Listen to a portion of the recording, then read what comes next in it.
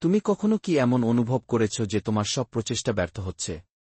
যে যতই চেষ্টা করো না কেন, সফলতা যেন তোমার কাছে ধরা দেয় না।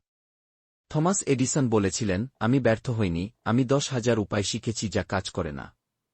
আলবার্ট আইনস্টাইন বলেছিলেন যে কখনো ভুল করেনি, সে কখনো নতুন কিছু শেখেনি। সফল ব্যক্তিদের ব্যর্থতা কখনোই তাদের শেষ করেনি, বরং প্রতিটি ব্যর্থতা তাদের নতুন কিছু শিখিয়েছে। ব্যর্থতা মানে হার মানা নয়, বরং ব্যর্থতা হল শেখার সুযোগ। তাই, যদি কখনো ব্যর্থ হও, হতাশ হয় না। বরং নিজেকে প্রশ্ন করো, আমি এখানে কি শিখলাম? আমি কিভাবে আরও ভালো হতে পারি? সফলতার চাবিকাঠি হল ধৈর্য ও অধ্যবসায়। মনে রেখো, ব্যর্থতা যদি তোমার গল্পের অংশ হয়, তাহলে সফলতা হবে এর সবচেয়ে সুন্দর অধ্যায়। তোমার জীবনে কোনো ব্যর্থতা তোমাকে নতুন কিছু শিখিয়েছে?